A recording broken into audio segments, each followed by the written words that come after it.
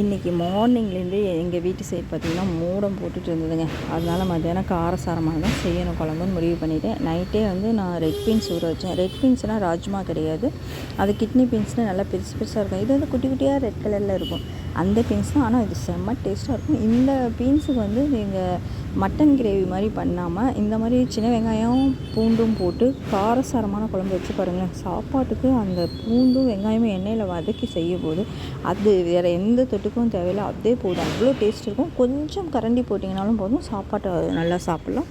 சாப்பிட டேஸ்ட்டாக இருக்கும். எண்ணெய் வந்து ஒரு 2 தேக்கரண்டி நீங்கள் கொஞ்சம் கூடுதலாக வச்சு போட்டுடணும், அவ்வளோதான்.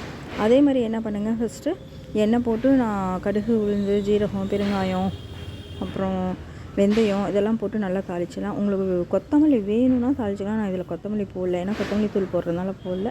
தாளிச்சுட்டு சின்ன வெங்காயம் நல்லா ஒரு கைப்பிடிக்கு மேலேயும் பூண்டு ஒரு கைப்பிடியும் போட்டு நல்லா வதக்கி விட்டுட்டு அதிலே தக்காளி, உப்பு, மிளகாத்தூள், தனியாத்தூளும் போட்டு மஞ்சத்தூள்லாம் போட்டு எண்ணெய் பிரிஞ்சு வரும்போது நாம் வந்து அந்த வேக வச்ச ரெட் பீன்ஸ் எடுத்து போட்டேன். ரெட் பீன்ஸும் பார்த்திங்கன்னா நான் 3 விசில் எடுத்துட்டேன். ரொம்பலாம் விடலை, ஏன்னா அது ரொம்ப குழஞ்சிடும் அப்படிங்கிறதுக்காக. சும்மா அப்படி அமுத்துனா வெந்து இருக்கணும், அவ்வளோதான்.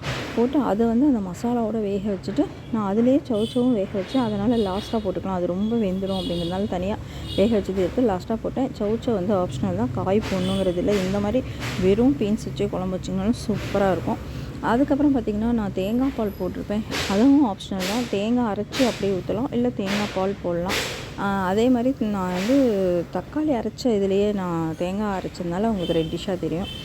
புளி லாஸ்ட்டாக ஊற்றி நல்லா எண்ணெய் பிரிஞ்சு குழம்ப கொதிக்க விடும்போது நான் சவுச்சவு போட்டு எண்ணெய் பிரிஞ்சு வரும். எண்ணெய் பிரிஞ்சு வரும்போது நீங்கள் கொத்தமல்லி தூளை போட்டு இறக்கி விட்டிங்கன்னா சூப்பரான குழம்புங்க.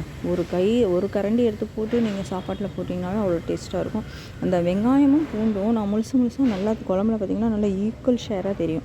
அதை எடுத்து நீங்கள் வந்து சாப்பாட்டில் தொட்டு சாப்பிட்டிங்கன்னா அந்த புளி, காரம், உப்பு அப்படியே அவ்வளோ டேஸ்ட்டாக இருக்கும். வேறு தொட்டுக்கே தேவையில்லை. பட் இருந்தாலும் என் வீட்டில் இமாம் பசந்த் மாம்பழம் பழுத்துருச்சு, அதை கட் பண்ணி அதை தொட்டுக்க, அதுக்கு மெயினாக மழை பெஞ்சுது அப்படிங்கிறதுனால கொஞ்சம் மிளகாத்தூள், மஞ்சத்தூள், உப்புலாம் போட்டு வெங்காயம்லாம் போட்டு ஒரு ஆம்லெட் போட்டு சூப்பராக இன்றைக்கி லஞ்ச் வந்து அவ்வளோ நல்லா இருந்தது. இந்த மாதிரி ஒரு தடவை குழம்பு வச்சு பாருங்கள்.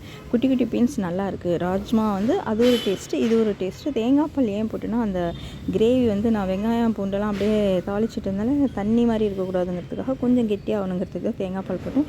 பட் இந்த என்ன தான் இருந்தாலும் வெயில் காலம் இல்லைங்களா, வயிறு புண்ணாகிடக்கூடாது. காரசாரம், புளிப்பு இதெல்லாம் நம்ம சாப்பிடும்போது அதுக்காக நான் தேங்காய் பால் போட்டேன்.